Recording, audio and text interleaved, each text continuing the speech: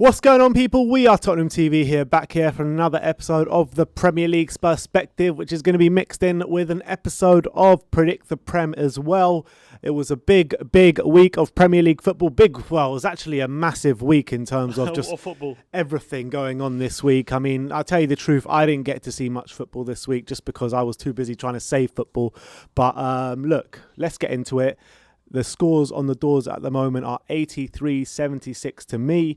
I think there were like 10 games this week. I think Spurs played twice. Yeah. I mean, there was just too much going on this week for everyone to cope with, and to be honest. But let me just remind you how the scoring goes. It's 1 point for a correct score, 2 points for 5 points. 5 points for a correct result. And let's get straight into it. Everton against Spurs. I went 1-1. You went 2-1 to Spurs. So I gained a point there. 84-76. Yeah, obviously it finished 2-2 at Goodison Park in Jose Mourinho's last game for Tottenham. Yep, that happened to be his last game. And you could see by...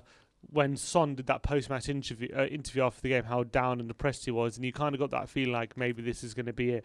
But in fairness, seeing as how everyone else got on, it maybe wasn't the worst result in the world at the end of the day. But obviously, in terms of our top four hopes, we'd all pretty much given up after that result. But as things turned out, new lease of life now. Exactly, new lease of life. Exactly.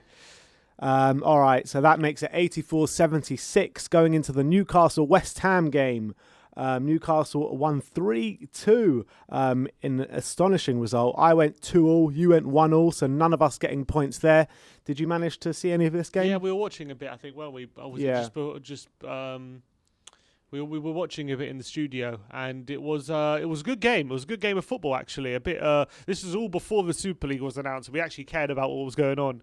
And look, it's a great result for us. I thought the double whammy for West Ham right at the end of the first half, where they conceded and got sent off, obviously was a massive killer. But credit to them, they got back in the game with 10 men. They got it back to 2-2, and you thought, oh wow, it's going to be a great point for them. But Newcastle getting back in the lead again. Joe Willock with another similar goal, similar late run in the box like he did against us, and shows maybe it wasn't so easy to go away at Newcastle. Look, credit to Newcastle, the way they've picked themselves up, because before they played us, we were both saying they're sleepwalking to relegation. Lee from Newcastle Fan TV was saying exactly the same thing, and now getting points off us and now points off West Ham as well. Yeah. Brilliant. And a great result in terms of West Ham losing, which means instead of us being out the top four race, we kind of gained a point on them at the end of the day. So, great result in that sense, because I think if they win that game, it is pretty much over for us. Yeah, especially with them playing Chelsea this weekend as well. Exactly. It's big.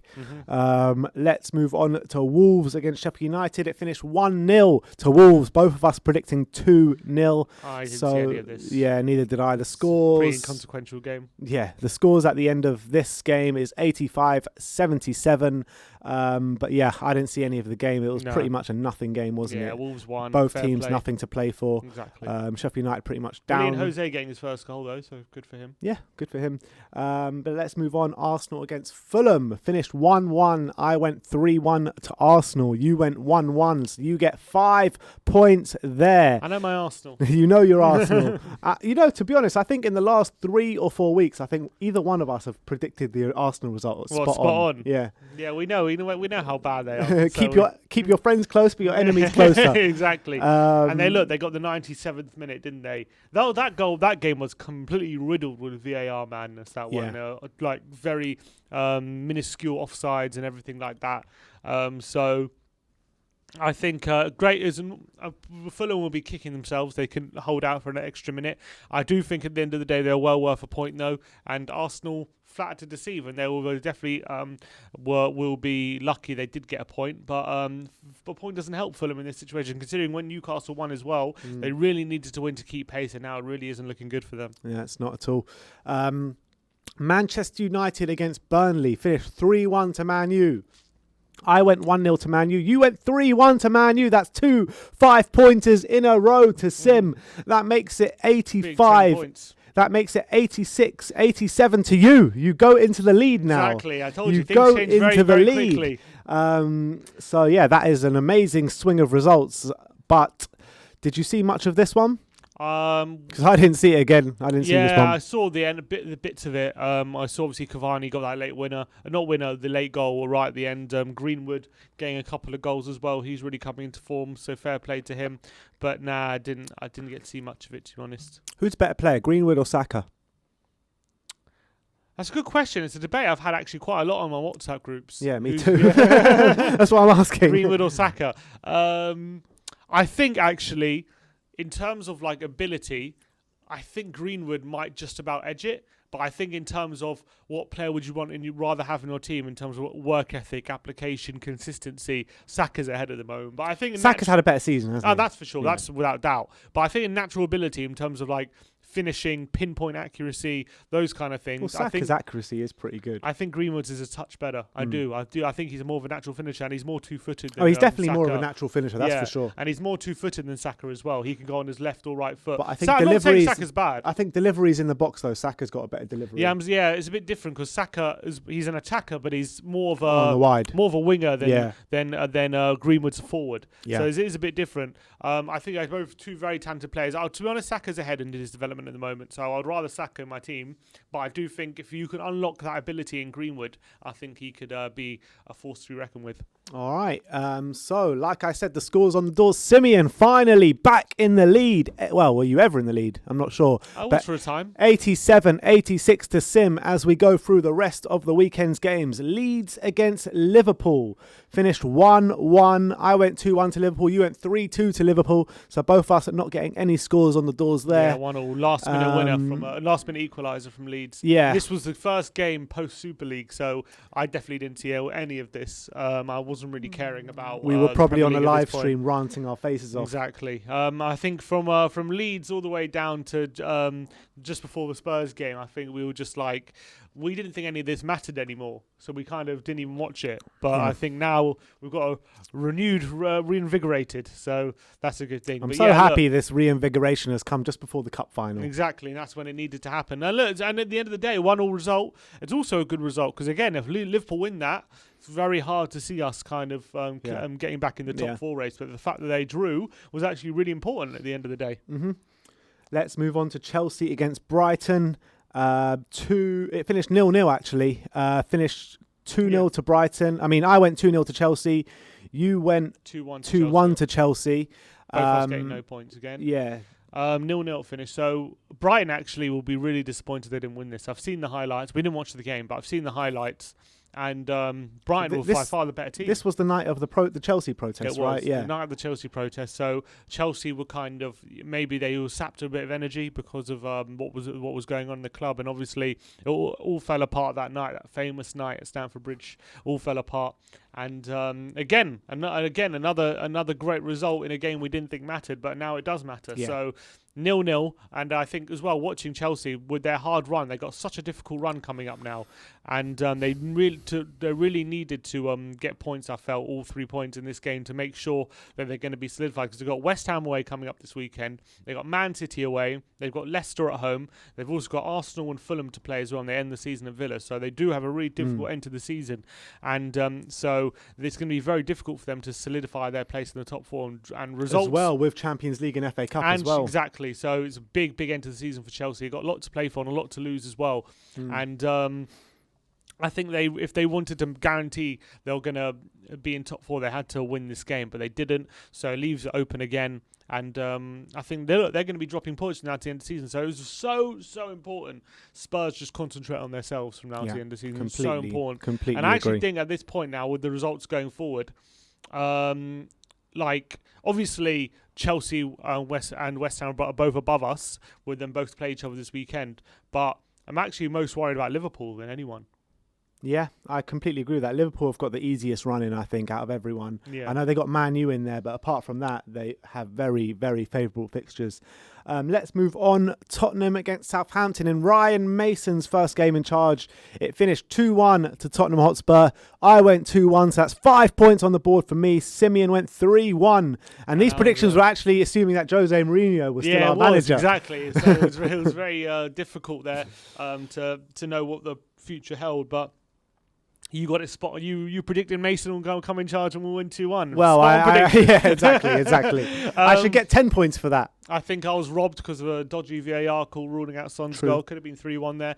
But look, I think we played well. I was happy with the result and the performance, especially in the second half. I thought the first half maybe there was a bit of a it was a bit of a bedding in period. We didn't play very well. In all honesty, we didn't. But we did turn it around in the second half. We got our act together, and it was encouraging going into the cup final, having that good feeling together, having a player like Ryan Mason who hopefully will get the players on side, get them running for him, and get them G'd up for this Carling Cup Carabao Cup final. So it's perfect timing, I guess, to get the good feeling back. And I think although all is not well at Spurs, I think there was just an inkling that the dark cloud might be moving over. Yeah, completely agree. Villa again. Well, first of all, the scores on the doors now. I have regained my lead, 91-88. It's getting very, very tight up there. But Villa against City finished 2-1 to City. I went 2-0. You went 1-0. But it finished 2-1. So we both get a point there. John Stones out the final. Yeah, 92-89. John Stones getting sent off. So it looks like John Stones and De Bruyne are going to be out the final now. Yeah, I think De Bruyne is touch and go at the moment. But yeah, John Stones I is doubt out. they risk De Bruyne with the Champions League semi-final 2 days away. I wouldn't if I were them, especially with the players they have like Bernardo and Foden, all these players. Foden, man, he is something special. Foden in this game was absolutely ridiculous. He's been insane all season. I'm telling you, he has really come into his own now. And at 20 years old, he's going to be one of the best playmakers the Premier League has ever seen. I'm so confident of that. I'm so confident of that. Lucky to have him for England. I think he'll more than fill the shoes of David Silva. I think he's going to be so good. More than Phil. I think he'll be better than David Silva.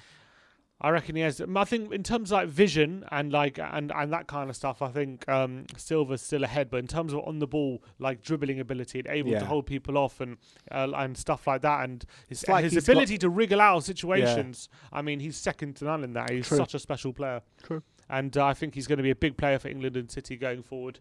And I'm worried about him in the final. I really am. All right, and the last game of the weekend was Leicester against West Brom last night. Finished 3-0 to Leicester. Yeah. I went 1-1. You went 2-1 to West Brom, so both of us wide off the mark there. Could be curtains for West Brom. Could well be curtains. Yeah, West Brom needed to get something out of that game last night. A 3-0 defeat as well in such a big game to lose so badly. 3-0 by half time as well. Yeah, so that is not good. That is really, really bad news. It's a damaging for West Brom. defeat. Really damaging. Yeah, they in these kind of games, especially when you're fighting for every point, you need to at least stay in the game until late. And if you lose it late on, you have to accept you fought for everything. But to be 3-0 down at half time when you're in a relegation battle, that spells like the team has nearly given up. To be honest, and it's difficult because they just got 2 wins on the bounce against Chelsea and Southampton. You're thinking, okay, if they go on a run, they could be back in it. And if they would have won yesterday or even got a point, that would have left them 8 points behind Burnley, same games played, and you're thinking maybe something can be done with Burnley. They've just on the back of 3 losses in a row, but 9 points now with 5 games to go. It's nearly impossible. It is nearly impossible for them to claw that situation back, and I think that result yesterday will have ramifications for how motivated and how confident they are going into the rest of the season in terms of fighting for every point. Because now with that defeat, they're all but down. Relegation seems done to me with Fulham and West Brom. To be honest, seems that way because Fulham as well. Fulham are closer in terms of points, but they've played a game more, so it's not. Doesn't. And Newcastle hitting form as well. Yeah, Newcastle hitting form. I can't see Burnley losing every single game from now to the end of the season. Like Burnley, when they if push comes to shove and they need a point or they need a result, they can grab it exactly. So I'm not worried about Burnley and Brighton as well, playing very well at the moment. So I can't see it, and I think everyone else above Newcastle has more than enough points to stay up. So relegation seems all but done. But look, you never know. Great escapes happen in football, and you got to keep fighting till the very end. But it doesn't look great for those clubs at the bottom at the moment. All right, so at the end of this week, the scores are much closer, 92-89 in my favour. Now let's get on to our predictions for the weekend. Only 8 games to get through, but let's start off. Spurs as well. No Spurs, exactly, because we are in a cup final this weekend. Let's start off with the game tonight. Arsenal-Everton at the Emirates. I've gone 1-1. 1-1. I've gone 2-1 Everton. 2-1 Everton. Yeah. I was flirty with 2-1 Everton. I decided to go 1-1 in the end. There are going to be protests tonight. Yeah. Apparently big protests as well at the Emirates. So whether that'll have an effect on the team, we'll have to wait and see. I think Everton did well against Spurs. They put in a good performance, But I think Arsenal will just about nick something. I wouldn't be surprised if Everton win it because they've got much better away from home than they are at home.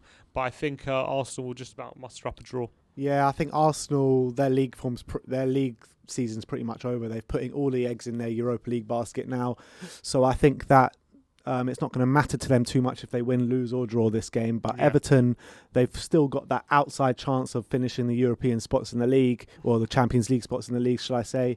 So I think that Everton are going to put everything into this game. And I think that, like you said, their away form is much better than their home form. So I'm going for Everton to nick this one. Liverpool against Newcastle at Anfield. I've gone for 2-0 to Liverpool. I got 1-0 Liverpool. I think it'll be a close game. I think Liverpool obviously poor result last time out against Leeds, but I think Newcastle still probably won't feel like they're completely safe, even though they had a good run of form with 2 wins and a draw in their last 3. So I think they definitely took the pressure off a bit. And I think they'll definitely be fighting, but I think Liverpool, once they get a goal ahead, it'll be difficult for Newcastle to get back in it. So I've gone for 1-0 Liverpool. Yeah, I've gone 2-0. West Ham against Chelsea. Massive game in the top 4 race at the Olympic Stadium. Not sure what we want, really, but London Stadium, I think a draw is probably best result. I've gone for a draw. I've gone 1-1. Same. Yeah, 1-1. Yeah, I've gone 1-1. I had it at 2-2. I changed it last minute to 1-1. I think 1-1. I think that... Although West Ham, a lot of goals in there. Yeah, I was thinking 2-2, but I think Chelsea's defence should be a bit strong for that. That's the only reason I've gone for 1-1, to be honest. I think that it's going to be a tight game. West Ham are going to go for it. Chelsea going to have a strong defence with all their passing and what have you, so I've gone for 1-1. And Chelsea having a semi-final to come up with as exactly, well. 3 days later. So we'll see what team they'll put out. But I think if anyone was to win it, I guess it's better for Chelsea to win. I'm not sure who is better to win, who would rather win. If we would say one team is better to win than the other, in terms of fixtures, like Chelsea have tougher fixtures, so they're more likely to drop points in the future. Yeah, it's a difficult one. I think let's just stick with a draw. I know, but who would you rather win? Probably Chelsea. Probably Chelsea. Because I think West Ham have a bit easier fixtures, so they need to be dropping points in these tougher ones. And also, it's just an embarrassment to finish below West Ham. Yeah, agreed. At least if we finish below Chelsea, you can kind of say, okay, we spent 200 million in the summer, whatnot. If we do finish below West Ham, it's like, oh no. Yeah, exactly. How can you finish below someone with Craig Dawson at the back and stuff like that? But if they both draw, that leaves us 3 points behind with same games played. Yeah. So it really is all to play for if it's a draw. Well, let's cross our fingers. Let's move on to Sheffield United, Brighton.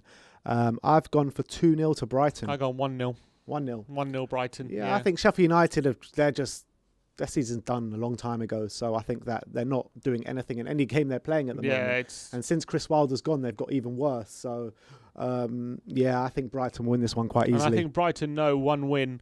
And I think that's them safe. I think for another season. So I think they'll get over the line. I think they'll be a bit of nerves about it because I think they're if they do lose and there'll be a bit of anxiety. But I think once they take the lead, they'll hold out and it'll be 1-0.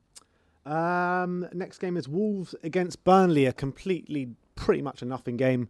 Well, not necessarily for Burnley. If Burnley lose, they could be dragged back into it. And I've gone for a Burnley loss. Have you? I've actually gone for a Burnley win. Really? I've gone 1-0 Wolves. I've gone 2-0 Burnley. 2-0?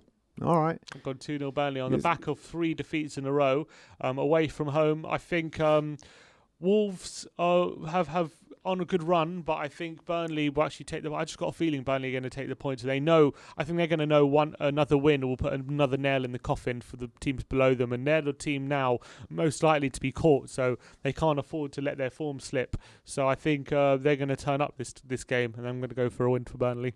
All right, well, I'm going for 1-0 to Wolves. Let's move on to Leeds against Man United at Ellen Road. What have you gone? 3-1 United. Oh, exactly the same. 3-1, yeah. I've gone 3-1 United. You remember back in a couple of months back when they played last time, Man 6-2. United completely destroyed Leeds. And I don't think it'll be as bad as it was, but I still think they'll get over the line. I think the way that Leeds play, Man United can really pick them off. Yeah, I think it'll be simple for Man United. I think they'll get this win over the line. And I think if they win, does that mathematically guarantee... No, it doesn't mathematically, but almost that mathematically guarantees that we can't finish above them, I think. Yeah, if they do, if they get another 2 points, we can't finish above them. So that's that for Man United. But look, they're going to get second place anyway, so fair play to them. Yeah. Villa against West Brom, Midlands derby. I have gone for 1-1. Me too. All I right. also went 1-0 as well. That was my prediction. Because I think West Brom will still have a bit of belief that if they can get a win, they can maybe stay in it. But I think the belief is dissipating, and I think with a draw here, it will all but condemn them. And Leicester against Palace in the last game of the weekend. What have you gone for? Unfortunately, 2-1 Leicester. Yeah, I've gone exactly the same. The same. Their collapse maybe isn't as bad as I hoped. Unfortunately, they did get 2 losses Wishful in a row. thinking, some say. And they did get 2 losses in a row against City and West Ham. You thought maybe they will start collapse. So I think the comprehensive swatting away of West Brom means that they're going to... No, I'm not saying they're going to finish strong, because I think the last 3 games they have Spurs, Man United and Chelsea, I think, their last 3. So if they are within 3 points of us going into the last 3 games, there is a chance they can drop out. But at the moment, I think I can see them just steaming ahead against a team like Palace, who really don't have a lot to play for. Yeah, completely agree. So yeah, that is it. That is our Premier League predictions for the weekend. We gave you our SPUR-SPECTIVE as well, the rundown of all the weekend's games. It stands as it stands. It's 92-89 to me. Let's see what the scores are at the end of this weekend. Massive weekend. Spurs in a cup final this weekend, in a Wembley Cup final. Ryan Mason is going to lead us all the way to that trophy. Let me know what your predictions are in the comment section below. Like, subscribe and comment. And as always, come on you Spurs.